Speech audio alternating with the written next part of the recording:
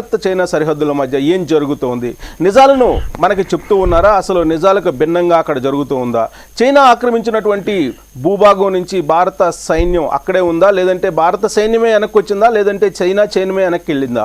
భారత్లో ఉండేటువంటి లీడర్లు చెప్తున్న దాని ప్రకారం లేదా భారత ప్రభుత్వం చెప్తున్న దాని ప్రకారం చైనా సైన్యం వెనక్కి వెళ్ళిపోయింది అని చెప్తోంది. గత 4 రోజుల నుంచి కూడా లెఫ్టినెంట్ కల్నల్ స్థాయి ఉన్నతాధికారుల సమావేశం కొనసాగుతుంది. ఇవాళ కూడా ఆ సమావేశం కొనసాగుతుంది. అయితే ఆ చర్చలు పూర్తి స్థాయిలో ఫలప్రదం కాలేదు అనేటువంటి ఇన్ఫర్మేషన్ ఉంది. అసలు సరిహద్దుల్లో ఏం జరుగుతుంది, వాస్తవాలు ఏంటి అనేది చర్చించడానికి ప్రస్తుతం స్టూడియోలో భారత మాజీ రాయబారి డాక్టర్ వినోద్ గారు ఉన్నారు, ఐఎఫ్ఎస్ అధికారి. అలాగే అనేక దౌత్య కార్యక్రమాల్లో కూడా ఆయన పార్టిసిపేట్ చేస్తున్నారు. భారత రాయబారిగా కూడా అనేక దేశాలతోటి సంబంధాలు నిలిపేటప్పుడు ఆయన ముఖ్యంగా కూడా ఉన్నారు. అసలు సరిహద్దుల్లో ఏం జరుగుతుంది అనేది తెలుసుకున్నాం. నమస్తే అండి వినోద్ గారు, వెల్కమ్ టు స్టూడియో. నమస్కారం. సో వాస్తవాలను మీ దగ్గర నుంచి ఎక్స్పెక్ట్ చేస్తున్నాం. వాస్తవంగా మాలాంటి వాళ్ళకి తెలియదు సరిహద్దుల్లో ఏం జరుగుతుంది అనేది. ఇప్పుడు భారత ప్రభుత్వం చెప్తుంది ఏంటంటే లద్దాఖ్లో ఉండేటువంటి ఆక్రమించినటువంటి భూమి నుంచి చైనా సైన్యం వెనక్కి వెళ్ళిపోయింది, ఇది భారత విజయం అని చెప్తూ ఉన్నారు. నిజంగా అలాంటి పరిస్థితి ఉందంటారా?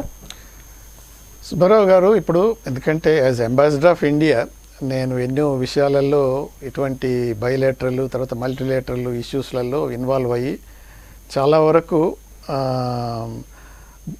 క్లోజ్ వ్యూతోని గమనించిన పరిస్థితులు ఉన్నాయి. కాబట్టి నా ఎక్స్పీరియన్స్ ప్రకారం చూస్తే ఇప్పుడు ఏదైతే జరుగుతుందో బార్డర్స్లలో, ఏదైతే ఇన్ఫర్మేషన్ వస్తుందో, వార్ జరిగేటప్పుడు ఫస్ట్ క్యాజువాలిటీ ఏంటంటే ట్రూత్. సో అటువంటి పరిస్థితుల్లో ఇప్పుడు టెన్షన్ ఇంత ఎస్కలేట్ అయ్యి పెరిగిపోయిందని అంటే బార్డర్లో ఏం జరుగుతుందనేది మీడియా ద్వారానైనా ఇంకా వేరే మార్గాల ద్వారానైనా ఇన్ఫర్మేషన్ ఏదైతే వస్తుందో అది పూర్తి ఇన్ఫర్మేషన్ కాదు, ఎడిటెడ్ ఇన్ఫర్మేషను, తర్వాత ఏమంటారంటే డైరెక్టెడ్ ఇన్ఫర్మేషన్ అన్నట్టు మనం అనుకోవచ్చు. ఇప్పుడు అక్కడి నుంచి లెఫ్టినెంట్ జనరల్ లెవెల్లో మన తరపు నుంచి, తర్వాత మేజర్ జనరల్ లెవెల్లో చైనీస్ తరపు నుంచి ఏదైతే మీటింగ్ పెట్టారో దాని ఫలితం ఇంత ఉన్నది అంత ఉంది అని ఏదైతే చెప్తున్నారో, అయితే డీఎస్కలేట్ అయిపోయింది. సైన్యాలు ఇరు పక్కల వెనుకకు తిరిగారు. మొదట ఏదైతే స్థావరాలు ఉండే అక్కడికి చేరుకున్నారనే వచ్చి ఇన్ఫర్మేషన్ ఏదైతే ఉన్నదో అది పూర్తిగా కరెక్ట్ కాదు. అయితే అది పూర్తిగా అబద్ధం కూడా కాదు. ఓకే, ఎందుకు అని అంటే కొన్ని ప్లేస్లలో ఇరు పక్షాల తరపు నుంచి కూడా వెనకకు రావటం జరిగింది. కానీ హాట్స్పాట్స్, ఇంపార్టెంట్ ప్లేసులు ఏదైతుందో అక్కడ మాత్రం చైనీస్ ఆక్యుపై చేసుకొని పెట్టుకున్న స్థలాల నుంచి వాళ్ళకి కదలలేదు. ఒకటిసారి ఇక్కడ 50 కిలోమీటర్లు దాదాపుగా భారత భూభాగాన్ని ఆక్రమించారు లద్దాఖ్ తూర్పు ప్రాంతంలో ఉండేటువంటి సరిహద్దుల్లో అని అన్నారు. ఆ 50 కిలోమీటర్లు వెనక్కి వెళ్ళిపోయింది చైనా సైన్యం, అది మన విజయం అని చెప్పేసి భారత ప్రభుత్వం చెప్తోంది. చైనా కూడా ఏకాభిప్రాయానికి వచ్చాము, ఈ చర్చలు కొంతవరకు ఫలప్రదమయ్యాయని చెప్పి వాళ్ళు చెప్తున్నారు. అట్ ద సేమ్ టైం చైనాకు సంబంధించినటువంటి పీపుల్స్ లిబరేషన్ సైన్యం మాత్రం భారీగా మోహరించి ఉంది అని అంటున్నారు. అసలు వాళ్ళు వెనక్కి వెళ్ళిన మాట వాస్తవం నమ్మొచ్చు అంటారా? అదే చెప్తున్నాను కదా మీకు. ఇప్పుడు ఆ బార్డర్ లైన్లో ఇప్పుడు మనకు 4000 కిలోమీటర్ల బార్డర్ ఇండియా చైనాది. ఇది ఎల్ఏసి ఏదైతే ఉన్నదో యాక్చువల్ కంట్రోల్ లైన్ది. అంటే ఇది పర్మనెంట్ ఇంటర్నేషనల్ బార్డరు ఈ రెండు దేశాల మధ్యది కాదు. సో అటువంటి అప్పుడు ఇప్పుడు ఘర్షణ జరిగింది. ఇప్పుడు లడఖే తీసుకుందాం. లడఖ్లో ఘర్షణ జరిగిన ప్రాంతాలలో చూస్తే 5-6 ఇంపార్టెంట్ ప్లేసుల నుంచి వాళ్ళ ఇంకర్షన్ చొచ్చుకొని వచ్చి ఆక్రమించుకున్నారు. సో దానికి ప్రతిఘటించారు మన సైన్యం కూడా. కానీ లాభం లేదు వాళ్ళకి, ఎందుకంటే చాలా పగడ్బందీగా పవర్ఫుల్గా అక్కడ ఆల్మోస్ట్ ఎక్సర్సైజెస్ కూడా మొదలుపెట్టి అవన్నీ చేసి వాళ్ళు ప్రిపేర్డ్ వచ్చారు. కాబట్టి మన వాళ్ళు ఎంత ప్రతిఘటించినా వాళ్ళు లోపలికి చొచ్చుకొని రావడం జరిగింది.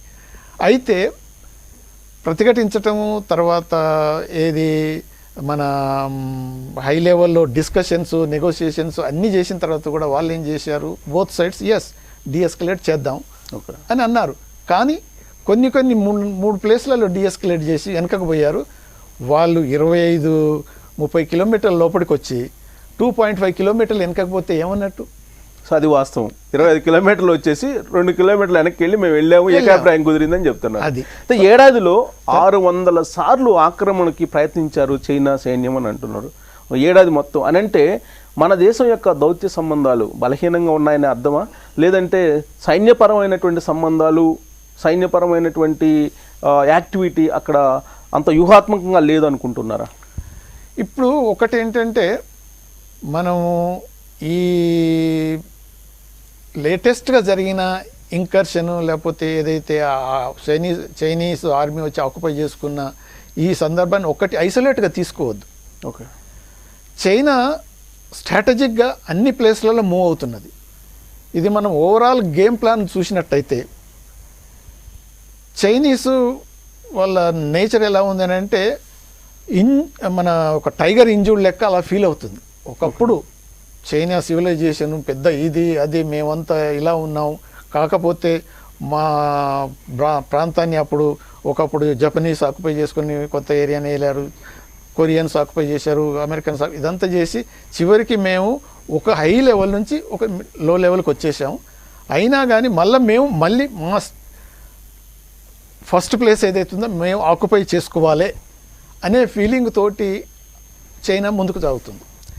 తర్వాత చైనా ఏంటంటే ఇప్పటి పాలసీ ప్రకారము వెల్త్ అండ్ స్ట్రెంగ్త్ రెండు ఉపయోగించుకొని ఎలాగైనా చైనీస్ నెంబర్ 1 ప్లేస్కి రావాలి. ఓకే, తర్వాత ఇప్పుడు ఏమవుతుందనంటే అటువంటి ఎక్స్పాన్షనిస్ట్ ఐడియాస్కు వాళ్ళంతా ఎప్పటికైనా అమెరికానే ఢీకొంటే అమెరికానే మాకు పోటీ ఇంకెవరు లేరు ప్రపంచంలోని, అటువంటి స్ట్రాటజీకి ఇండియా కొద్ది ఏమవుతుందంటే ఒక పక్కలో బలం లెక్క ఎందుకు ఉన్నది, ఇండియాను ఎలా పిన్ డౌన్ చేయాలి. ఓకే, అంటే అటువైపు ఏది సౌత్ చైనా సీలో కూడా వాళ్ళ ఎక్స్పాన్షనిస్ట్ మూమెంట్స్ జరుగుతున్నాయి. తర్వాత ఇటువైపు కూడా ఇండియాను కనుక పిన్ డౌన్ చేసి ఉంటే మనకు కొద్దిగంత ఈజీ అవుతుంది, ఏది అంటే మన దారి క్లియర్ అవుతుంది అనే పద్ధతిలో వాళ్ళు మూవ్ అవుతున్నారు. ఇటు పాకిస్తాన్ రెచ్చగొడుతున్నారు. అదే కాకుండా రీసెంట్గా జరిగే ఏది ఇష్యూస్లలో కోవిడ్ ఈ పాండమిక్ ఇంటర్నల్గా ఇప్పుడు మనకు కనిపించట్లేదు, కానీ చైనీస్ ప్రజల్లో అసంతృప్తి ఉన్నది ఈ వాళ్ళ కమ్యూనిస్ట్ పార్టీ నేతల మీద. ఓకే, అటువంటి అసంతృప్తిని కూడా కామ్ డౌన్ చేయడానికి అది ఇంటర్నల్గా కూడా పబ్లిక్ చెప్పనీకి అదొకటి ఏంటంటే చైనా ఈజ్ అంటే అగ్రెసివ్గా పోతున్నది, డామినేట్ చేస్తుంది వరల్డ్ను, చూడండి అమెరికాను ఢీకొన్నది, ఇటు సౌత్ చైనా సీలో పోయి మనం స్థావరాలను ఎస్టాబ్లిష్ చేసాం, ఇటు ఇండియాను డౌన్ చేస్తున్నాం, ఇటువంటి అన్ని చూపనీకి అదొకటి ఉంది. తర్వాత ఇంటర్నేషనల్గా కూడా చూస్తే ఇప్పుడు కోవిడ్ వల్ల ఏమైందంటే చాలామంది దేశాలు చైనాను అనుమానించటం, తప్పుపట్టడం ఇవన్నీ జరుగుతుంది. దాన్ని కూడా ఓవర్కమ్ చేయాలన్న పద్ధతిలో ప్రజల మైండ్ను డైవర్ట్ చేయనీకి ఇది ఒక విధమైన ఎస్కలేషన్, బార్డర్ టెన్షన్. ఓకే, వాళ్ళ వ్యూహాలు ఏ విధంగా ఉన్నప్పటికీ బోర్డర్లో ఉండేటువంటి సైన్యము, వాటి యొక్క కదలికలు ఇవన్నీ చూస్తే కనుక టెన్షన్ వాతావరణం ఉంది. చాలా చోట్ల కూడా లద్దాఖ్ నుంచి అరుణాచల్ ప్రదేశ్ వరకు అనేక ప్రాంతాల్లో టెన్షన్ వాతావరణం ఉంది అని అంటున్నారు. కొన్ని చోట్ల బాహాబాకి కూడా తిరిగారు అని అంటున్నారు. సో ఇలాంటి సమయంలో అనేక సందర్భాల్లో గతంలో కూడా దౌత్యపరమైనటువంటి చర్చలు జరిగాయి, అలాగే సైనికపరమైనటువంటి చర్చలు కూడా జరిగాయి. ఇప్పుడు ఈసారి గతంలో ఎప్పుడూ లేని విధంగా లెఫ్టినెంట్ కల్నల్ స్థాయి ఉన్నతాధికారుల లెఫ్టినెంట్ జనరల్ స్థాయి చర్చలు జరుగుతూ ఉన్నాయని అంటున్నారు. దీనికి ఇంపార్టెంట్ ఏంటంటే గతంలో కమాండర్స్, మేజర్స్ అలాంటి చర్చలు జరిగాయి అంటున్నారు. బట్ దీనికి డైరెక్ట్గా లెఫ్టినెంట్ జనరల్ స్థాయి అధికారులు సమావేశం కావటం అంటే అది ఇండియా ఒక మెట్టు దిగింది అనుకోవాలా, లేదంటే చైనా పై చేయి అనుకోవాలా, ఏమనుకోవాలండి? నేచురల్గా చైనా పై చేయిలోనే ఉన్నది. ఈవెన్ డిస్కషన్స్లలో కూడా వాళ్ళు లెఫ్టినెంట్ జనరల్ పంపించలేదు, మేజర్ జనరల్ అంటే ఒక ర్యాంక్ బిలోగా పంపించారు చర్చలకు. అయినా కానీ పర్వాలేదు. సో ఒక లెవెల్ మనం హై లెవెల్ ఉంటేనే బాగుంటుంది అనే పద్ధతితోటే లెఫ్టినెంట్ జనరల్ మన తరపు నుంచి వెళ్ళి డిస్కషన్ చేశారు, అది అయిపోయింది. ఆ డిస్కషన్స్ ప్రకారము డీఎస్కలేట్ చేద్దాం, నెగోషియేట్ చేద్దామని. తర్వాత థర్డ్ పార్టీ ఏదో మన ట్రంప్ ఏదైతే అన్నాడో నేను కూడా ఇంట్రెస్టెడ్ మీడియేట్ చేస్తాను, అటువంటి ఏం లేకుండా నో ఇంటర్నేషనలైజేషన్ చేయొద్దు, మన బార్డర్ ఇష్యూ బయలేటర్గానే సాల్వ్ చేసుకుందాం అన్నట్టు డిస్కషన్స్ అవుతూనే ఉన్నది. ఈ డిస్కషన్స్ డిప్లొమాటిక్ డిస్కషన్స్ సపరేట్గా అవుతున్నాయి, తర్వాత మిలిటరీ టు మిలిటరీ డిస్కషన్స్ కూడా అవుతున్నాయి. ఈ డిస్కషన్స్లలో చైనా మాత్రం ఏమాత్రం ఈల్డ్ కావట్లేదు. ఓకే, ఎందుకు అని అంటే వాళ్ళు ఒకసారి ఈల్డ్ అయ్యి పూర్తిగా వెనకకపోతే చైనా ఇంటర్నల్ పరిస్థితుల్లో దే లూజ్ ఫేస్. అటువంటిది జరగకుండా పగడ్బందీగా డిస్కషన్సే మా పాయింట్ మేము క్లియర్గానే పెడతాం. అంటే ఇచ్చి పుచ్చుకోవటాలు అనేది జరగట్లేదు. ఓకే, ఎక్సెప్ట్ ఏది అదే అన్నాం కదా, మనం 25 to 30 కిలోమీటర్స్ లోపలికి వచ్చి 2 to 3 కిలోమీటర్లు వెనకపోతే అది ఏదో విత్డ్రాయల్ అయినట్టు కాదు. కాకపోతే ఏంటంటే ఓకే డిస్కషన్స్ అయినాయి, డిస్కషన్ ప్రకారం అగ్రి అయ్యాను, అందుకనే మేము వెనక్కి తిరుగుతున్నాం అని మళ్ళీ పోయి అక్కడ ఆగటం. అదే కాకుండా ఇంపార్టెంట్ ప్లేస్లలో for example highest airstrip Daulat Beg Oldi ఏదైతే ఉన్నదో highest airport in the world, అది మనది, మన అధీనంలోనే ఉన్నది. అయితే ఆ ప్లేస్లలో దాని తర్వాత దాని నుంచి మళ్ళా ఏది ఈ గల్వాన్ వ్యాలీకి ఏదైతే కనెక్షన్ ఉంటుందో ఆ రోడ్డు మనం బిల్డ్ చేసుకుంటున్నాం. అక్కడ మాత్రం వాళ్ళు మాత్రం ఒక్క ఇంచు కూడా వాళ్ళు వెనకపోలేదు. అది ఎందుకంటే ఇంపార్టెంట్ అది.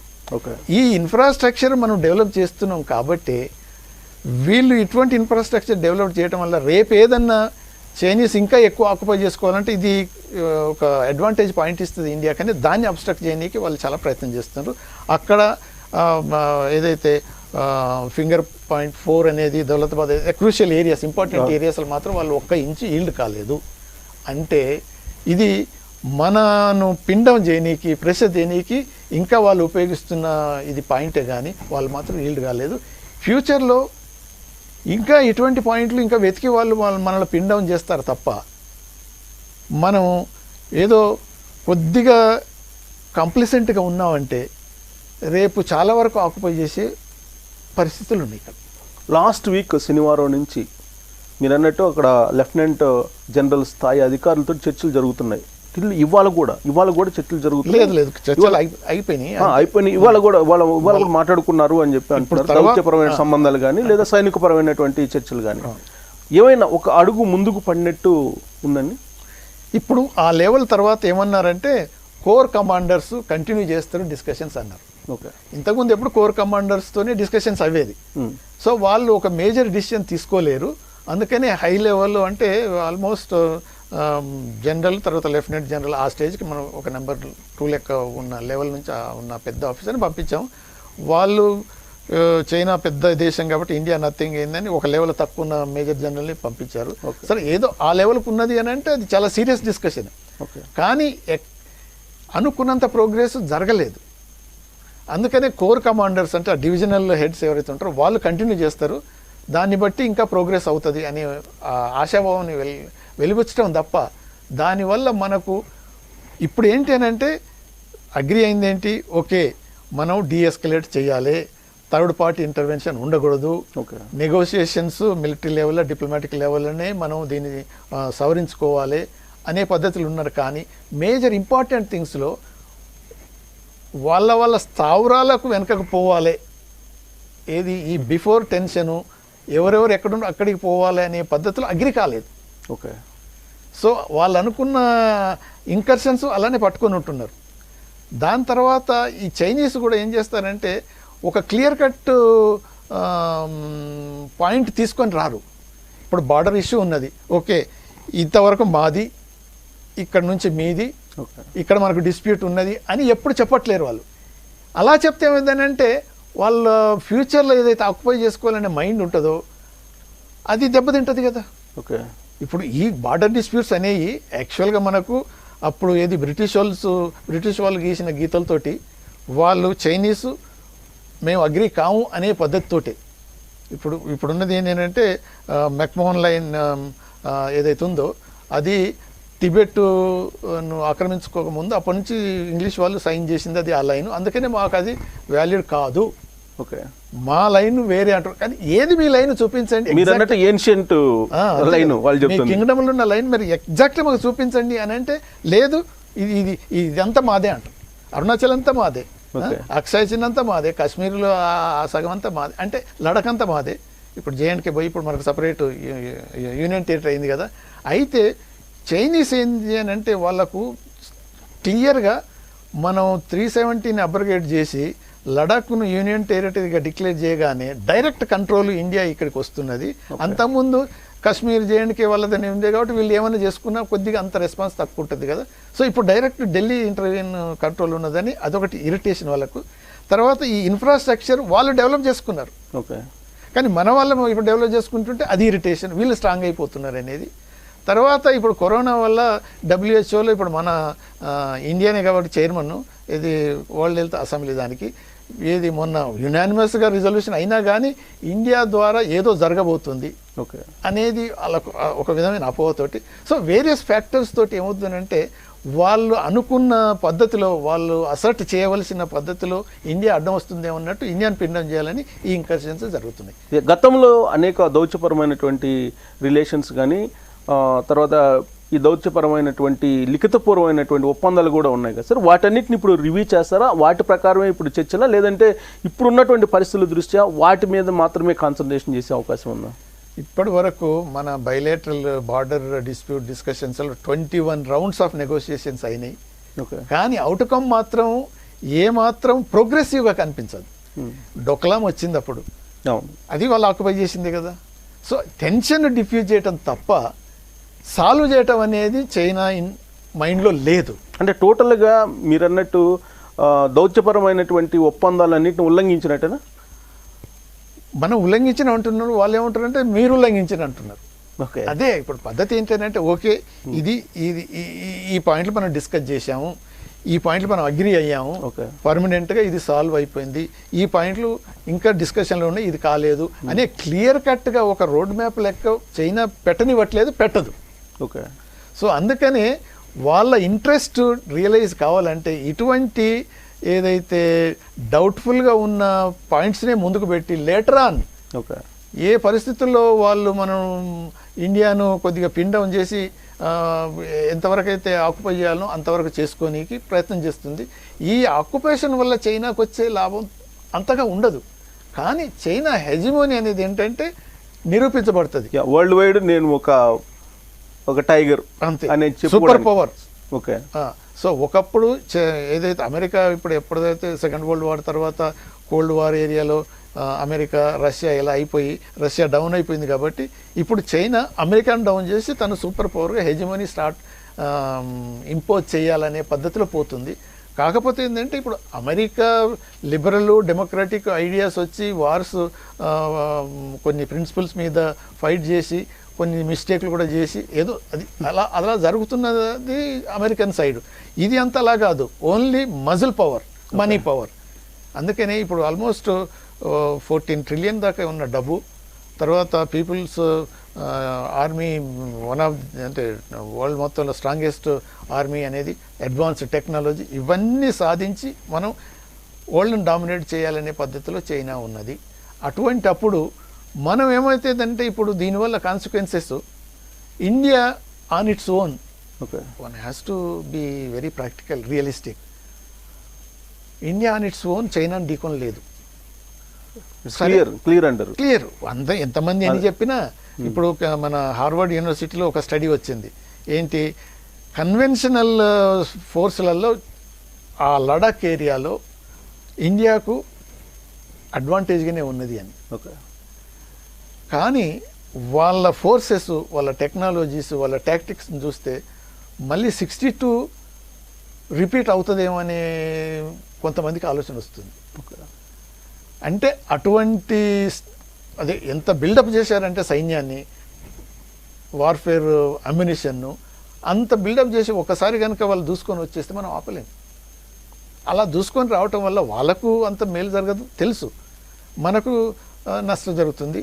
అయినా మనం ఎదుర్కోవటంలో ఏమైందంటే ఇప్పుడు అంటే మన కెపబిలిటీస్ పెరగలేదని కాదు, పెరిగినాయి. అట్ ద సేమ్ టైం వాళ్ళవి కూడా పెరిగినాయి. కాబట్టి మీరు అన్నట్టు మజిల్ పవర్, మనీ పవర్ ఉంది, టెక్నాలజికల్ పవర్, వీటన్నిటితో ముందుకు వస్తున్నటువంటి క్రమంలో ఇప్పుడున్నటువంటి సిచ్యువేషన్లో అక్కడ ఆల్రెడీ టెన్షన్స్, అక్కడ ఉండేటువంటి ఆ మొత్తం సరిహద్దులో టెన్షన్ వాతావరణం ఉంది. ఎప్పుడు ఏం జరుగుతుందో తెలియదు, ఎవరు ఆక్యుపై చేస్తారో, ఎంత ఆక్యుపై చేశారో కూడా తెలియనటువంటి పరిస్థితి. ఇలాంటి పరిస్థితుల్లో దౌత్యపరమైనటువంటి చర్చలు బెటర్ అంటారా, సైనికపరమైనటువంటి చర్చలు బెటర్ అంటారా, లేదంటే రాజకీయపరమైనటువంటి చర్చలు బెటర్ అంటారా?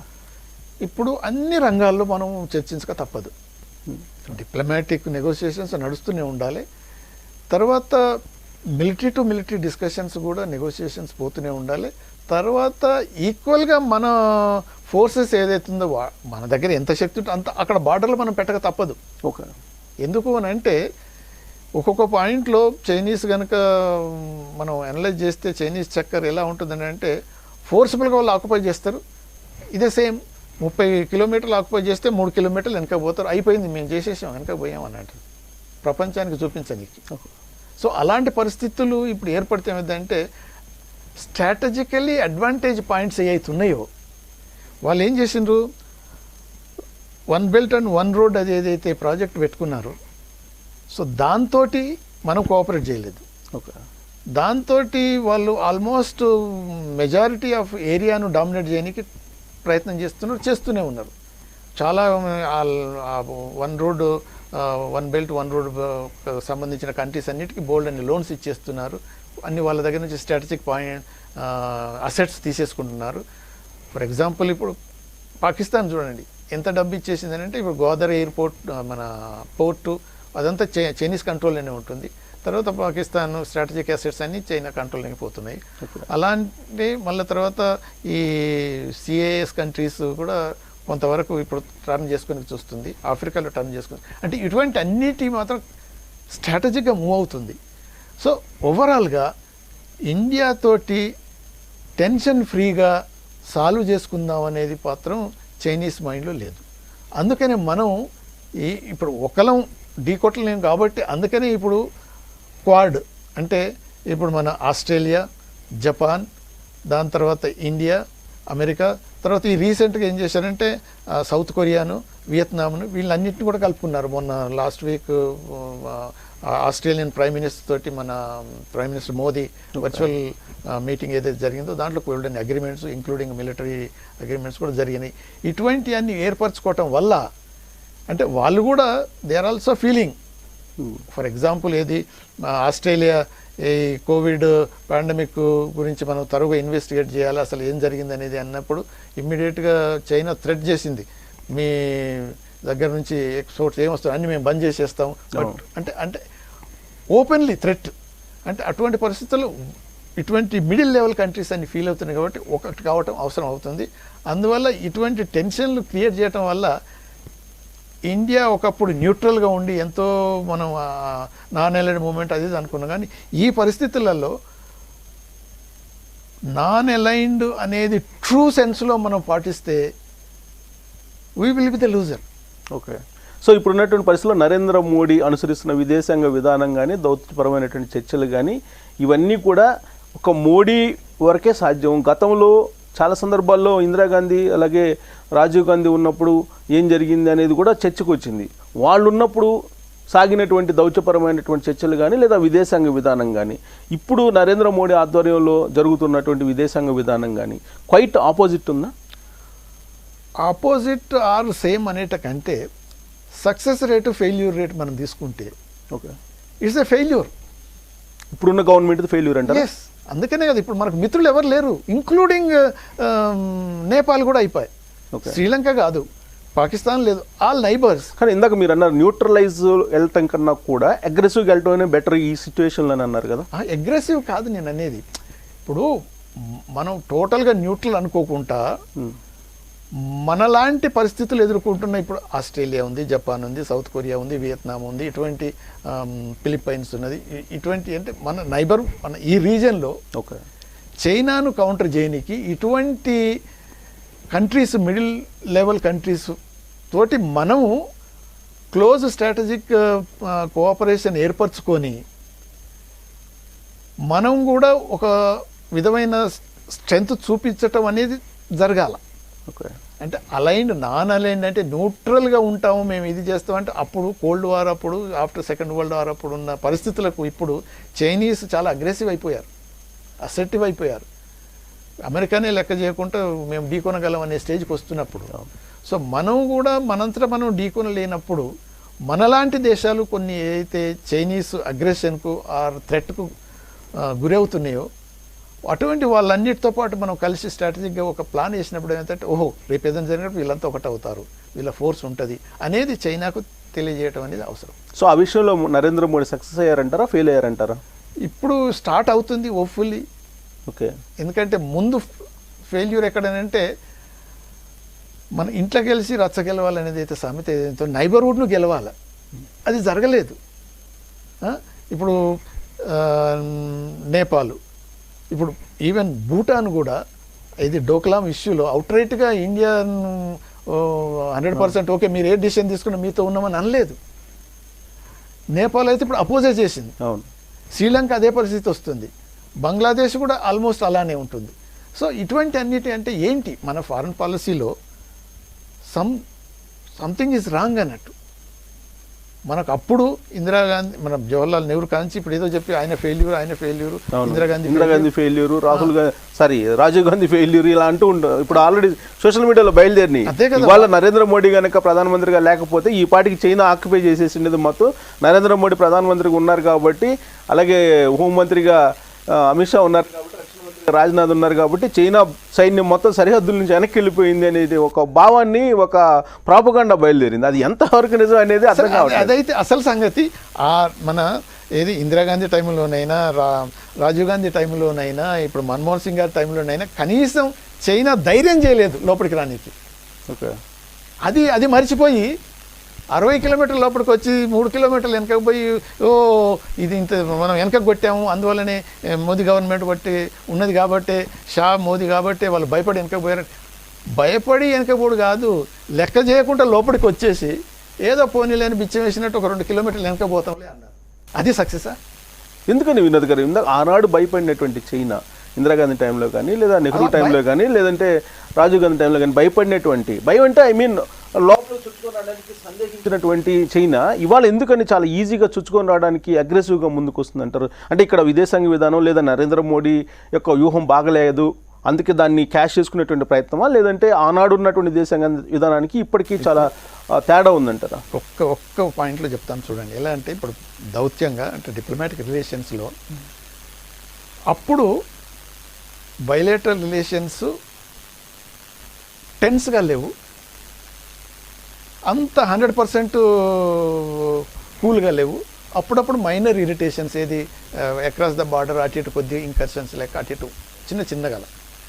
అయితే ఇప్పుడు నరేంద్ర మోడీ గవర్నమెంట్ వచ్చిన తర్వాత చైనాకు ఏమనిపిస్తుంది అంటే, మోదీ ఈ ఎక్సెసివ్ ఈ టాక్ అనేది ఏదైతే ఉంటుందో, తర్వాత ట్రంప్తో ఏదో క్లోజ్ కావడానికి ప్రయత్నం చేస్తుండో, దాని తర్వాత ఇండియా సూపర్ పవర్గా తీసుకొస్తా అని ఏదైతే మాటలు అంటున్నాడో, ఇటువంటి అన్నిటినీ చైనా గమనిస్తూ సరే ఓకే మేమేంటో మేము చూపిస్తాం. చైనీస్కు కూడా అప్పుడు మనం దౌత్యతరంగా కూడా మనం డిస్కస్ చేస్తున్నప్పుడు చాలా వరకు, అంటే నేను కూడా ఫ్రెండ్లీ చైనీస్ డిప్లొమాట్స్తో వేరియస్ కంట్రీస్లో మాట్లాడుతున్నప్పుడు కూడా ఇండియా చైనా బోత్ కంట్రీస్ మనం అక్కడ ఉండొచ్చు, మనం equally there is enough space for both countries to develop progress అనే పద్ధతిలో వాళ్ళు ఉన్నారు. కానీ ఈ మోదీ గవర్నమెంటు ఇది షా తర్వాత ఏదైతే కాంబినేషన్ వల్ల వచ్చి మజులు లేకుండా మజులు చూపిద్దాము అనే పద్ధతిలో పోయేసరికి చైనీస్ ఓకే అలానా మేము మీకు చూపిస్తాంలే మా మజులు ఏంటో అనే పద్ధతిలో వస్తున్నారు. రియలిస్టిక్గా చూస్తే ఓకే మనం పంచశీల్ బేసిస్ మీద మనం ఒకప్పుడు బైలేటరల్ రిలేషన్స్ బిల్డప్ చేసుకున్నాం. ఆ పంచశీల సిద్ధాంతాలు ఇప్పటికీ చైనా అదే అంటుంది అప్పుడప్పుడు. పంచశీల సిద్ధాంతం ఉన్నది కాబట్టి, నెహ్రూ అలా ప్రపోజ్ చేశారు కాబట్టి మనకు మంచిదైంది, మన రీజన్ ఇలా ఉంది. కాకపోతే మన ఏదైతే డిఫరెన్సెస్ ఉన్నాయో దాని వల్ల కొన్ని మిస్అండర్స్టాండింగ్ జరిగింది కాబట్టి మనం నెగోషియేషన్స్లలోనే నడుచుకుందాం అనేది డ్యూరింగ్ రాజీవ్ గాంధీ టైంలోనైనా, ఇందిరాగాంధీ టైంలోనైనా చాలా వరకు ఆ పద్ధతిలో వచ్చింది చైనా. ఇప్పుడు ఈ అదే ధోరణిలో అదే ఫారెన్ పాలసీ కంటిన్యూషన్లో లేదు. సో అసలు కంప్లీట్గా అది పోయిందంటారా పంచశీల్ అనేది? ఇప్పుడు అంటే ఉందంటారా, అసలు స్ట్రక్చర్ ఉందా? స్ట్రక్చర్ ఉన్నది. ఇప్పుడు పంచశీల్ ఏంటంటే non interference in each others, తర్వాత నో అంటే పీస్ఫుల్ కో ఎగ్జిస్టెన్స్, తర్వాత ఏమన్నట్టు respecting the sovereignty and integrity of each country, ఇవన్నీ ఉన్నాయి. ఓకే. సో దానికి మాత్రం ఏం ప్రాబ్లం లేదు. కానీ దాన్ని పాటించటం మాత్రం చైనా ఇంతకుముందు కొంతవరకు ఓకే ఇలాంటిది పంచశీల అగ్రిమెంట్తో మనం సైన్ చేసాము, మనం అంతా ఓడంబెడిక చేసుకున్నాం కాబట్టి వీ హానర్ ఇట్ అనే పద్ధతిలో అప్పుడు ఉండేది. ఎందుకంటే మన తరపు నుంచి కూడా అటువంటి రెస్పాన్స్ ఉన్నది కాబట్టి వాళ్ళు అలా ఉన్నారు. ఇప్పుడు ఏంటనంటే వీళ్ళది నీచరిక పాలసీలో పోయి బలం లేకుండా బలం చూపిస్తున్న పద్ధతిలో పోయినప్పుడు ప్రాక్టికల్గా కాకుండా ఇప్పుడు ఒక పాయింట్ ఏంటంటే అంటే ఇప్పుడు వాళ్ళ చైనీస్ మీడియాలో కూడా వచ్చింది, మన ఇండియన్ మీడియాలో కూడా వచ్చినప్పుడు జీ జింపింగ్ వచ్చినప్పుడు నార్మల్గా టిబెటన్స్ ప్రొటెస్ట్ అలో చేయకూడదు. అక్కడికి చైనీస్ ప్రెసిడెంట్ వచ్చినప్పుడు అయినా ప్రైమ్ మినిస్టర్ వచ్చినప్పుడైనా, అయితే జీ జింపింగ్ వచ్చినప్పుడు టిబెటియన్స్ ప్రొటెస్ట్ చేశారు, అది వాళ్ళు గమనించారు. ఓకే. దాని తర్వాత ఇది అమెరికన్ ప్రెసిడెంట్ వచ్చినప్పుడు ఏంది ర్యాలీస్ పెట్టి మొత్తం జేజేలు కొట్టి అవన్నీ చేసిండ్రు. అంటే వాళ్ళు చూస్తుంటారు, ఇవన్నీ హిడెన్ కాదు. తర్వాత ఇప్పుడు తైవాన్ ప్రెసిడెంట్గా స్వేరింగ్ ఇన్ సెరమనీ చేసినప్పుడు మన ఎంపీలు పార్టిసిపేట్ చేసి వర్చువల్ అదే కానీ ప్రాక్టికల్గా పోలేదు, కోవిడ్ ఉన్నది కాబట్టి. తర్వాత కంగ్రాచులేట్ లెటర్స్ రాసిండ్రు, అవి ఇవన్నీ. యాక్చువల్గా వాళ్ళ డిప్లొమాటిక్ కౌన్సిలర్ లేవనంటే మరీ వెరీ సీనియర్ కాబట్టి middle level officer diplomat protest చేసిండు. అంటే ఇటువంటి అన్ని ఇరిటేషన్స్ అన్ని వాళ్ళు గమనిస్తూ ఏదో మనం తీసుకొద్దాం ప్రెషర్ ఇండియా మీద అన్నట్టు ఇలా మూవ్ చేస్తుడు. మళ్ళీ అది కాకుండా కూడా ఇప్పుడు అబ్రిగేట్ చేసినప్పుడు 370 ఆర్టికల్ వాళ్ళు యుఎన్ఎస్సి కూడా తీసుకెళ్ళారు చైనా పాకిస్తాన్తో చేతులు కలిపి. అంటే ఇటువంటి అన్ని మూవ్స్ ఉన్నాయి. అయితే ఒకటి ఏంటంటే మనం క్లియర్ కట్గా ఓకే మేము ఇది చేస్తాము, 50 కంట్రీలు పార్టిసిపేట్ చేసినాయి ఏది తైవాన్ ప్రెసిడెంట్ స్వేరింగ్ ఇన్ సెరమనీలో. సో ఇండియా మనకు ఆల్రెడీ ట్రేడ్ సెంటర్ ఉన్నది, ఆల్మోస్ట్ డిప్లొమాటిక్ మిషన్ లెక్కనే. అయినా కానీ వీళ్ళిద్దరూ ఏదైతే పార్టిసిపేట్ చేసి కంగ్రాచులేటరీ మెసేజ్ పంపించారో దానివల్ల అంటే వీళ్ళు ఒకటి మనం చేసేది తక్కువ, చెప్పుకునేది ఎక్కువ, అడ్వర్స్ కామెంట్స్ చేసుకునేది ఎక్కువ, తర్వాత అదర్స్ను రెచ్చగొట్టడం ఎక్కువ అవుతుంది. ఆ పద్ధతిలో ఇప్పుడు మీరే అన్నారు కదా, మన రారాజు ఉన్నాడు కాబట్టి వాళ్ళ చైనీస్ తోకను కత్తిరించి వాళ్ళు వెనక పోయారంటే ఎక్కడ పోయారు, ఏంటి ప్రాక్టికల్గా ఏం జరుగుతున్నది అని ఆలోచించకుండా చూడుకోకుండా మీరే అన్నారు అంటే మనకి మీ అందరికి తెలియదు. అంటే సైన్యానికి ధైర్యంగా లేదంటే ధైర్యం చెప్పడానికి వాళ్ళని ధైర్యంగా ఉంచడానికి ఇలాంటివన్నీ చెప్తూ ఉన్నారా, లేదంటే భారతదేశం యొక్క ప్రజలకి ఒక రకమైనటువంటి కాన్ఫిడెన్స్ కలిగించడానికి అలా చెప్తూ ఉన్నారా? అంటే మన చైనానైనా మనం ఢీ కొనగలము అనేటువంటి ఒక కాన్ఫిడెన్స్ ఇండియన్స్లో కలిగించడానికి ఈ ప్రయత్నమా? అంటే ఒకటి అండి, ఇప్పుడు మనకు ఏంటంటే ప్రజలను మభ్యపెట్టడానికి చేసే పనులలో ఇది ఒకటి. వాస్తవానికి చాలా దూరంగా ఏదైనా ఉన్నా అది రేపు కొలాప్స్ అవుతుంది. ఇప్పుడు ఓకే మనకు 60% స్ట్రెంగ్త్ ఉన్నది, ఇంకొక 15-20% ఏదో గ్యాదర్ చేసుకొని మనం ఈక్వల్గా ఢీ కొంటాం అనే పద్ధతిలో ఉంటే okay, yes we are ready to face అనేది చెప్పొచ్చు. అలా కాకుండా ఎకానమీలో తీసుకుంటే మనది ఎంత 3 ట్రిలియన్ ప్లస్ ఏదో వస్తుంటే వాళ్ళది $14 ట్రిలియన్, అంటే ఎంత డిస్పారిటీ. తర్వాత టెక్నాలజీలో వాళ్ళు 5G అది అంటే వాళ్ళ దగ్గర నుంచి మనం తీసుకునే పద్ధతిలో వచ్చేది, అంటే అది ఎంత దూరం ఉన్నది. తర్వాత ఆర్మీ అమ్యునిషన్ అవి అన్ని వాళ్ళకి కంపేర్ చేసుకుంటే మనకు ఆఫ్కోర్స్ వీఆర్ అడ్వాన్సింగ్, కాదని కాదు, కంపేర్ టు చైనా. అంటే మనం ఒకప్పుడు బిఫోర్ 90 అంటే వాళ్ళు 80లో స్టార్ట్ చేసినారు ఈ రిఫార్మ్స్ అనేది, సోషలిస్టిక్ మైండ్ పక్కకు పెట్టి లిబరలిజం అనేది స్టార్ట్ చేసి మార్కెట్ ఎకానమీకి అనేది ఏదైతే ఉన్నదో వాళ్ళు ముందుకు పోయారు. ఒక క్లియర్ కట్ కాన్స్టెంట్ పాలసీస్ లేవు, వేవరింగ్ లెక్క ఇది చేస్తే ఏమవుతుందో అది చేస్తే ఇటుగా అటు లేడు, వాడు పోయిండు వీడు పోయిండు, ఎవడు లేకుండా అయిపోతుంది. సో ఇప్పుడు వచ్చే రోజులలో డెఫినెట్గా అమెరికాను ఢీకొనాలనేది ఏది చైనీస్ పాలసీ, డౌటే లేదు. మన ఇండియా వాళ్ళు అసలు కేరే చేయరు డిప్లొమాట్స్లో. మనం అంటే వాళ్ళ టార్గెట్కి అడ్డుపడుతున్నాము అనేది ఒక వాళ్ళకి ఉన్నది. ఎస్, తప్పకుండా అమెరికాకి దగ్గర అవటం అనేది ప్రమాదం అంటారు. గతంలో ఎప్పుడు కూడా మనది గతంలో ఇందిరాగాంధీ టైంలో కానీ నెహ్రూ టైంలో కానీ ఎక్కువ రష్యాతోటి ఎక్కువ బయలెటరల్ ఇది కానీ లేదంటే వాణిజ్యపరమైన సంబంధాలు కానీ ఎక్కువ ఉండే ఇండియాకి. ఆ తర్వాత మారిన పరిణామాలు ఇప్పుడు అమెరికాకి దగ్గర అయ్యారు కాబట్టి అదే కంటగింపు చైనాకి అంటారు. అది వన్ ఆఫ్ ది ఫ్యాక్టర్స్. అది ఒక్కటనే కాదు, మల్టిపుల్ ఫ్యాక్టర్స్లలో ఇది ఏది India coming close to America and then west అనేది దానివల్ల చైనాను వాళ్ళ ఇంట్రెస్ట్ దెబ్బతింటాయేమో ఇంటర్నేషనల్గా అనేది అదొకటి one of the point, there is no doubt. అయితే చైనీస్ హెజిమోనీ ఫస్ట్ ఈ రీజన్లో ఎస్టాబ్లిష్ చేసుకోవాలని వాళ్ళు, తర్వాత అదర్ ఏరియాస్లో. ఇక్కడే ఇండియా ఒక పక్కలో ముళ్ళు లెక్క తయారవుతుంది, దీన్ని ఇక్కడే పిన్ డౌన్ చేయాలనేది వాళ్ళ పాలసీ. కానీ అట్ ద సేమ్ టైం వెనక బ్యాకప్ అమెరికా ఉందనేది అర్థమవుతుంది కదా దానికి. ఇండియా అమెరికాకి చాలా దగ్గర అయింది కాబట్టి ఒకవేళ వారు వచ్చినా కానీ ఇండియాకి సపోర్ట్ చేస్తుంది అమెరికా అనేటువంటి ఇన్ఫర్మేషన్ వాళ్ళకి లేదంటారా? అలాంటప్పుడు కూడా ఇండియా మీద యుద్ధానికి రావడానికి చైనా దూకుడుగా ముందుకు వస్తుందంటారా? ఇప్పుడు ఒకటి మనం గమనించాలి, ఇప్పుడు అమెరికా ఇప్పుడు 1971లో ఏది బంగ్లాదేశ్ మనం లిబరేషన్ ఏదైతే జరిగిందో, వార్ జరిగిందో, అప్పుడు 7th ఫ్లీట్ని వాళ్ళు పంపించారు.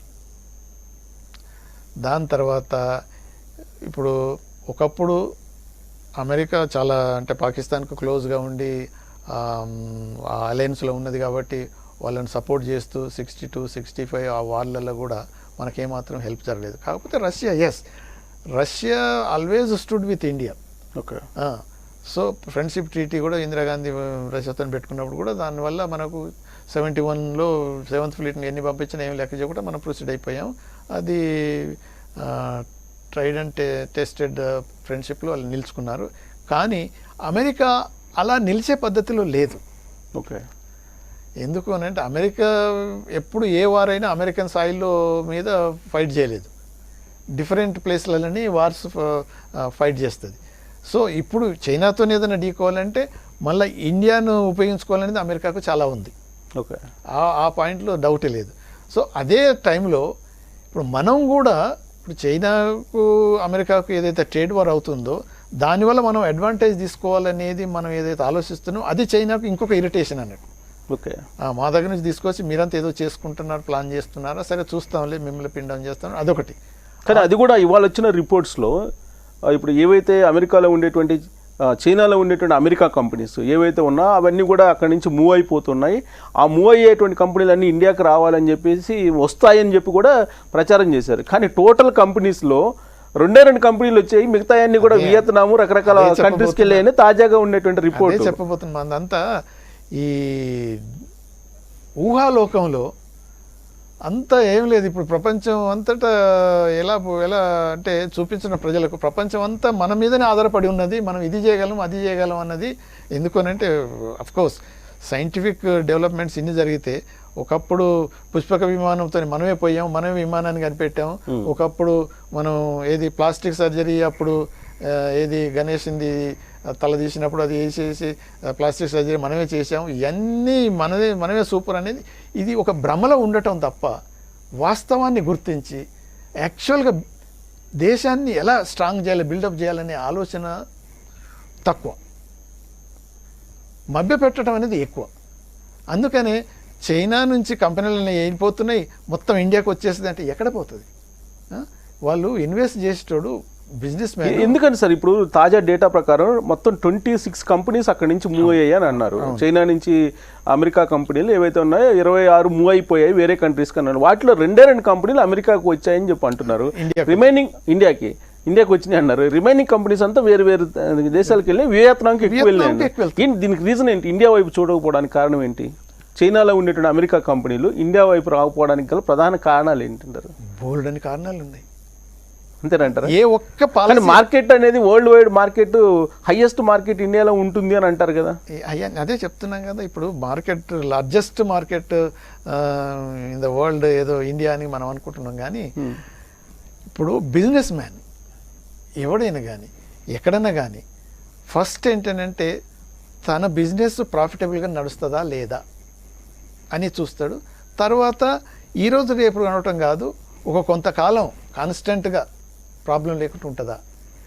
మన పాలసీస్లలో ఓవర్ నైట్ 1 గంట ముందే ఏదో ఒక డిసిషన్ తీసుకొని అనౌన్స్ చేసేసి ఇంప్లిమెంట్ చేస్తే పద్ధతిలో గవర్నమెంట్ నడిస్తే అది ఎలా ఉంటుంది? నువ్వు ఒక కమిట్మెంట్ ఉండాలి. తర్వాత ఇప్పుడు పాలసీస్ ఉన్నాయి సింపుల్, అంటే ఒక స్టేట్ గవర్నమెంటు వేరియస్ ఇష్యూస్లలో అంటే స్టేట్ గవర్నమెంట్ డిసిషన్స్ తీసుకుంటుంది. అటువంటప్పుడు నువ్వు పర్మిషన్ ఇచ్చావనుకో, స్టేట్ గవర్నమెంట్ ఇప్పుడు ఆంధ్ర గవర్నమెంట్తో ఏది మన సోలార్ ఎనర్జీ రెన్యూబుల్ ఎనర్జీ అది ఒక పెద్ద ఇష్యూ అయిపోయి పవర్ దాని మీద కంపెనీస్ వచ్చి ఇన్వెస్ట్ చేసి సడన్గా నువ్వు రివర్స్ చేస్తే డిసిషన్ ఇంకొక కంపెనీ ఎలా వస్తుంది? ఓకే. అలానే ఇప్పుడు కూడా మనం ఏదైతే ఈ ట్యాక్సేషన్ ఏదైతే ఉన్నదో ఈ రెట్రోగ్రేడ్ ట్యాక్సేషన్ అని ఏదో మన జైట్లీ గారు వచ్చి ఏదో చేశారు. వాళ్ళని పిచ్చోళ్ళ ఎందుకు వస్తారు? అంటే ఈ టైంలో జగన్మోహన్ రెడ్డి తీసుకున్నటువంటి నిర్ణయం ఇప్పుడు ఇంటర్నేషనల్గా కూడా ఎఫెక్ట్ పడింది అంటారా? ఎగ్జాంపుల్ చెప్తున్నారా? డెఫినెట్ అంటే ఎగ్జాంపుల్ ఇది సీరియస్ ఇష్యూ కింద తీసుకున్నారంటారా ఇంటర్నేషనల్ కంపెనీస్? తప్పకుండా తీసుకుంటారు వాళ్ళు. ఒకవేళ అక్కడ పోయి మనం చేస్తే ఇలా ఇన్వెస్ట్ చేస్తే ఈ గవర్నమెంట్ పాలసీస్ ఇలా రివర్స్ చేసినప్పుడు ఏంటి ప్రొటెక్షన్ అంటే ఇప్పుడు చైనీస్ ఏంటంటే ఆల్ సెడ్ అండ్ డన్ ఒక డిసిషన్ తీసుకున్నారంటే ఒకటి అది కంటిన్యూ అంతే, దానికి రివర్స్ ఏమి ఉండదు, 1 పాయింట్ డీలింగ్ లెక్క ఉంటుంది. ఓకే. అలానే వియత్నాంలో కూడా అలానే. సో ఈవెన్ ఆసియాన్ కంట్రీస్లలో కూడా ఏది ఇప్పుడు ఫిలిప్పైన్స్ అక్కడ కూడా చాలా కంపెనీస్ అటు వెళ్తున్నాయి. ఇప్పుడు వియత్నాం ఉంది, మలేషియా కూడా గోల్డెన్ ఉన్నాయి. అక్కడ ఏంటంటే ఒక డిసిషన్ తీసుకున్న తర్వాత ఒక పాలసీ అనౌన్స్ చేసిన తర్వాత దాని ప్రకారంగా ఎవరైతే వస్తారో వాళ్ళకు ఆ పాలసీయే కంటిన్యూ అవుతుంది. దాన్ని రివర్స్ చేసి దాని మీద ఈ ఏమన్నారు కరప్షన్ ఫ్రీ, హెసెల్ ఫ్రీ అన్ని అప్రూవల్స్ అని ఎక్కడ జరుగుతున్నాయి? అప్రూవల్ ఆన్ పేపర్ నువ్వు రాసిపెట్టి అనౌన్స్ చేయటం కాదు కదా, ఇంప్లిమెంటేషన్. సింగిల్ విండో, ఏ విండో లేవు, double is of doing business ఈ పదాలన్నీ ఉపయోగించారు కానీ కంపెనీలు మాత్రం రావట్లేదు. కేటీఆర్ ఏమో 100 కంపెనీలు హైదరాబాద్కి రాబోతున్నాయి అని చెప్పేసి ఆయన తెలంగాణకి. ఇప్పుడు అదే కదా, ఇప్పుడు చైనా నుంచి అమెరికా కంపెనీలు ఇక్కడ రాబోతున్నాయి అంటున్నారు. మీరు అన్నట్టు సార్ ఇప్పుడు ఎక్కువగా బిజినెస్ పీపుల్ కానీ ఇండస్ట్రీ పెట్టడానికి మేజర్ పవర్ మీద కాన్సన్ట్రేషన్ చేస్తుంటారు. పవర్ ఎక్కడుంది, వాటర్ ఎక్కడుంది, వీటి మీద ఎక్కువ కాన్సన్ట్రేషన్ చేస్తూ ఉంటారు. అనేక రకాల కారణాలు ఉన్నప్పటికీ కూడా చైనాలో ఉండేటువంటి అమెరికా కంపెనీలు ఇక్కడ రాకపోవడానికి జగన్మోహన్ రెడ్డి తీసుకున్నటువంటి నిర్ణయం ప్రధాన కారణంగా కనిపిస్తుందా? లేదు, అది మొన్న ఏదో ఒక వన్ ఆఫ్ ది రీజన్స్ అన్నాం కానీ అంటే చెప్తున్నాను ఎగ్జాంపుల్. అంటే నాన్ సీరియస్ డెసిషన్ అంటారా? అది సీరియస్ డెసిషన్ కింద వరల్డ్ వైడ్ తీసుకొని ఉంటారు అనుకుంటారు. అది ఇప్పుడు డెఫినెట్గా ఇప్పుడు బిజినెస్ పీపుల్ వాళ్ళు ఆలోచిస్తారు. ఒకసారి నువ్వు ఒక గవర్నమెంట్ డిసిషన్ తీసుకొని కమ్యూనికేట్ చేసి ఆ బేసిస్ మీద ఇన్వైట్ చేసి ఇండస్ట్రీస్ ఎస్టాబ్లిష్ చేసిన తర్వాత ఆల్ ఆఫ్ ఏ సడన్ నువ్వు టోటల్గా రివర్స్ చేస్తే ఏమవుతుంది అంటే బిజినెస్ కమ్యూనిటీ కాన్ఫిడెన్స్ దెబ్బతింటుంది. ఓకే. దానివల్ల మళ్ళీ రారు. సో ఇప్పుడు ఏదైనా కానీ ఇప్పుడు చైనీస్కు manufacturing above the manufacturing world manufacturing సెంటర్గా ఎందుకు తయారైందంటే వాళ్ళు ఏదైతే పాలసీ తీసుకున్నారో అది ఇంప్లిమెంట్ చేసేస్తున్నారు. ఇప్పుడు వియత్నాంలో కూడా అదే జరుగుతుంది, ఫిలిప్పైన్స్లో కూడా అలానే జరుగుతుంది. అందుకనే వీళ్ళు అడ్డుపోతున్నారు. కానీ మనది ఏంటంటే మాటలు తప్ప చేతలు లేవు.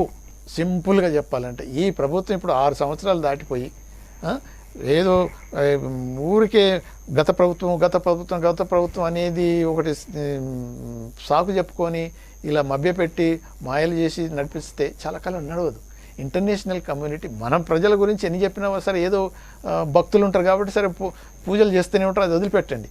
కానీ ఇంటర్నేషనల్ కమ్యూనిటీ అంతా అనలైజ్ చేస్తుంది, డిసెక్ట్ చేస్తుంది ఒక్కొక్క పార్ట్ నుంచి ఏంటి, ఎంతకాలం ఇలా ఉంటుంది, ఏం జరుగుతున్నది అవన్నీ చూపించినప్పుడు కంపెనీస్ ఇక్కడికి ఎందుకు వస్తాయి? సో ఇక్కడ రాకపోగా ఎక్కువ కంపెనీలు వియత్నాంకి వెళ్ళాయి. చైనా నుంచి అమెరికా కంపెనీలు వియత్నాంకి వెళ్ళినటువంటి కంపెనీలు ఎక్కువ ఉన్నాయి. ఇండియాకి కేవలం 2 రావడానికి సిద్ధపడ్డాయి. బహుశా ఎస్టాబ్లిష్ అయ్యాలకు వస్తాయో రావో, చివరి నిమిషంలో బహుశా అవి కూడా వస్తాయో రావో తెలియదు. బట్ వియత్నాంకి మాత్రం ఎక్కువగా మేజర్గా మూవ్ అయ్యాను అంటూ ఉన్నారు. వియత్నాంకి సంబంధించి ఇప్పుడు చైనా కూడా వియత్నాం మీద పెత్తనం అనేది చేస్తుంది కదా, అలాంటప్పుడు మళ్ళీ అక్కడికే అమెరికా కంపెనీలు వెళ్ళడానికి ప్రధాన కారణం ఏంటంటారు? ఇప్పుడు వియత్నాంలో ఏదైతే గవర్నెన్స్ ఏది ఉందో వాళ్ళ పాలసీస్ ఏవైతున్నాయో ఇంప్లిమెంటేషన్ ఏదైతుందో ఒకప్పుడు అమెరికా వియత్నాం మీద వార్ చేసింది. ఓకే. సో ఇప్పుడు అమెరికాకు క్లోజ్ అయిపోతుంది. తర్వాత చైనాకు యాంటీగా ఉంది. సో పొలిటికల్ ఇష్యూస్లోనైనా ఎకనామిక్ పాలసీస్లోనైనా వాళ్ళు తీసుకునే డిసిషన్స్ చైనీస్ ఎలా ఇంప్లిమెంట్ చేస్తారో వాళ్ళు అలా ఇంప్లిమెంట్ చేస్తున్నారు. ఓకే. వాళ్ళకన్నా బెటర్గా ఇంప్లిమెంట్ చేస్తాం అనే కాన్ఫిడెన్స్ కలిగిస్తున్నారు వాళ్ళు. సో దాంతో business people okay alternate to China Vietnam అనే పద్ధతిలో వచ్చింది. సో ఇప్పుడు డెమోక్రటిక్ ప్రిన్సిపల్స్, లిబరల్ సొసైటీస్ ఇవన్నీ ఓకే, కానీ బిజినెస్ మ్యాన్ మాత్రం తన బిజినెస్ ప్రాఫిటబుల్గా నడుస్తుందా లేదా, ఎంతకాలం నడుస్తుంది, 4 రోజులు నడిచి మళ్ళీ 5వ రోజు వైండప్ చేయాల్సి వస్తుందా, ఇటువంటివన్నీ ఆలోచిస్తూ తర్వాత అక్కడి కల్చర్ వాళ్ళకు సరిపోతుందా, ఓకే, అవన్నీ చూసుకుంటారు. సో అవన్నీ చూసుకొని మూవ్ అవుతారు తప్పితే అంత ఈజీగా మూవ్ గారంటారు. కాదు. సరే, వరల్డ్ వైడ్ ఇప్పుడు జరుగుతున్నటువంటి సిచ్యువేషను ట్రేడ్ వార్ జరుగుతుందంటారా, లేదంటే మనకి చైనాకి మనకి మధ్యలో నిజంగానే బలాబలాలు తెర్చుకొని లేదంటే సరిహద్దుల్లో ఏదో ఒకటి తేల్చుకుందాం అనేటువంటి ప్రయత్నమా, లేదంటే వాణిజ్యపరమైనటువంటి వారా, ఏం జరుగుతుంది అసలు వరల్డ్ వైడ్? ట్రేడ్ వారా, వాణిజ్యపరమైనటువంటి వారా, లేదంటే నిజంగానే సరిహద్దుల్లో సైనిక బలాలు మోహరించి మీ భూభాగం అంతా మాదంతా తేల్చుకుందాం అని చెప్పి అనుకుంటున్నా అనేటువంటి వార్ అనుకోవాలా దీన్ని? అంటే ఇది ఇప్పుడు టెన్షన్, ఇది ఇప్పుడు వార్ అనే పద్ధతిలో మనం మాట్లాడలేము. బార్డర్ టెన్షన్ అనేది ఇంతవరకు మనం చెప్పుకోవటం మేలు. ఎందుకనంటే చొచ్చుకొని వచ్చి మళ్ళీ ఈక్వల్గా ఫోర్సెస్ ఉపయోగిస్తూ ఎస్కలేట్ అయితే అప్పుడు వార్ స్టేజ్కి చైనీస్ తీసుకురారు. అంటే బోర్డర్లో ఏం జరిగినప్పటికీ ఇంటర్నేషనల్గా జరుగుతున్నటువంటి ట్రేడ్కి దీనికి రిలేషన్ ఉందండి? ఉంది అని. ఇప్పుడు చైనీస్ ఏది చేసినా కానీ డొమెస్టిక్ తర్వాత ఇంటర్నేషనల్ ఇష్యూస్ రెండింటిని సాటిస్ఫై చేసుకోనీకి ఇప్పుడు ఇది జరగటం వల్ల చైనీస్ పబ్లిక్లో మైండ్ డైవర్ట్ కావటం, తర్వాత గవర్నమెంట్కి సపోర్ట్ కావటం. ఓకే, టెన్షన్ వచ్చిందంటే okay we support come on go ahead అంటారు వాళ్ళు. ఈ డ్రాబ్యాక్స్ కోవిడ్ నుంచి ఏదైతే ఉన్నదో, ఏదైతే కష్టాలు ఉన్నాయో మర్చిపోతారు వాళ్ళు. ఓకే, తర్వాత ఇంటర్నేషనల్ కూడా మిగతా వాళ్ళకు కూడా చూపిస్తే ఓ ఇండియాని మేము జస్ట్ ఒక కాలుతోటి ఏళ్ళతోటి ఇలా తన్నేసి అలా పిన్ డౌన్ చేసాం అని చూపించుకోనికి. అంటే తర్వాత ఇంకోటి ఏంటంటే ఇంకేదన్నా చేస్తే మేము we are ready to take action, మజులు ఉంది మా దగ్గర అని ఓకే చూపించుకోనికి. దాని తర్వాత ఇక మనకు పక్కనున్న బల్యం అయితే పాకిస్తాన్ అయితే ఏదైతే ఉన్నదో పాకిస్తాన్కు ఆల్ వెదర్ ఫ్రెండ్ అనేది చూపించుకోనికి. ఓకే, సో ఇవన్నీ ఇప్పుడు చైనీస్ ఇండియా బార్డర్లో టెన్షన్ క్రియేట్ చేయటం వల్ల వాళ్ళకు డొమెస్టిక్గా ఉన్న అసంతృప్తి గవర్నమెంట్ మీద, పార్టీ మీద ఉన్నది అది డైవర్ట్ చేయనీకి, తర్వాత ఇంటర్నేషనల్గా కూడా ఎస్టాబ్లిష్ చేయనీకి. చూడండి ఇటువంటి క్లిష్ట పరిస్థితుల్లో కూడా మేము ఆల్ అంటే ఫ్రంట్లలో ఒకటే కాదు, సౌత్ చైనా సీలో ఎస్టాబ్లిష్ చేస్తున్నారు. మొత్తం ఏదైతే నేవల్ ఫోర్స్ను అవన్నీ బిల్డప్ చేసుకోవటం, అవన్నీ డామినేట్ చేయటం, వాటర్స్ని డామినేట్ చేయటం స్టార్ట్ చేసిండ్రు. తర్వాత ఇక్కడ ల్యాండ్ బార్డర్స్లలో ఇప్పుడు ఇండియాను పిన్ డౌన్ చేయటం, తర్వాత వన్ బెల్ట్ వన్ రోడ్ ఆ సిస్టంలో కూడా మేము ఇలా ముందుకు వెళ్తున్నాం అనేది. సో అన్ని యాంగిల్స్లలో చైనా డామినేట్ చేస్తుంది వరల్డ్ను అనేది డొమెస్టిక్గా ప్రజలకు చూపించడం, ఆ డైవర్ట్స్ చేయటం అక్కడొకటి. తర్వాత ఇంటర్నేషనల్ కూడా అదర్ ఫ్రెండ్స్కు ఓకే వాళ్ళకు కూడా చూపించడం మేము we are now ready to occupy the number 1 position అనే పద్ధతిలో వాళ్ళు మూవ్ అవుతున్నారు. సో మల్టిపుల్ యాంగిల్లో వెళ్తున్నటువంటి చైనా అటు ట్రేడ్ వార్ కానీ లాస్ట్కి రీసెంట్గా కరెన్సీ వారికి కూడా తెరదీసింది. అది కరెన్సీ వార్ కానీ, లేదంటే వాణిజ్యపరమైనటువంటి వార్ కానీ, లేదంటే బార్డర్లో ఉండే టెన్షన్ కానీ, ఇవన్నీ ఏనా మల్టిపుల్ యాంగిల్లో వెళ్తుంది. దాని వ్యూహం ప్రకారం అది వెళ్తుంది. అయితే ఇప్పుడున్నటువంటి సిచ్యువేషన్లో గతంలో ఉండేటువంటి సిచ్యువేషన్స్ మనం పోల్చుకుంటే ఇప్పుడుండేటువంటి సిచ్యువేషన్లో ఎంత పర్సెంటేజీ చైనాకి ఇండియాకి మధ్య వార్ వచ్చేటువంటి ఛాన్సెస్ ఉన్నాయి? ఇప్పుడు ఫుల్ స్కేల్ వారు రావటానికి చాలా వరకు ఆస్కారం లేదు. ఓకే, ఇప్పుడు మనంతటా మనమైతే చేయలేము. చైనా ఆబ్జెక్టివ్ ఏంటి అని అంటే ఏదైతే అన్నానో ఇంటర్నల్ ప్రజల పబ్లిక్ మైండ్ డైవర్ట్ చేసి మళ్ళీ పార్టీకి సపోర్ట్ ప్రజలంతా నిలబడేటట్టు చేయనీకి అనేది అది ఒక పద్ధతిలో ఇది సక్సెస్ అయినట్టే లెక్క ఇప్పటి వరకు. వాళ్ళ ప్రెస్లో వాళ్ళ మీడియాలను చూస్తే oh yes China people's army has done good job అనే ప్రైజ్లు వచ్చేస్తున్నాయి. అవును. సో అది ఒకరికి అయిపోయింది. తర్వాత ఈవెన్ ఇంటర్నేషనల్కి కూడా మైండ్ డైవర్ట్ అయిపోతుంది.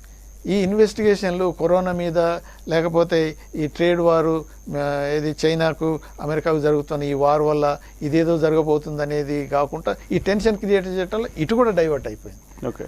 సో టైమ్లీ అంటే ఫర్ ద మూమెంట్ చైనీసు ఆశించిన ఏ అయితే అంశాలు ఉన్నాయో అది వాళ్ళు సాధించుకున్నట్టే లెక్క కట్టుకుంటున్నారు. ఓకే. అందువల్ల ఫుల్ స్కేల్ వార్కు పోవటం వల్ల పెద్ద ఉపయోగం ఉండదు. ఎందుకంటే వాళ్ళు కూడా నెంబర్ 1 స్టేజ్కి రావాలంటే ఇప్పుడు ఏదైనా పెట్టినప్పుడు మళ్ళీ అదర్ ఫోర్సెస్ మనకు హెల్ప్ చేస్తూ లేకపోతే మనం కూడా కొట్టుకోవటం వల్ల నష్టం అవుతుంది. బోత్ ఒకరికి ఎక్కువ కావచ్చు, ఒకరికి తక్కువ కావచ్చు.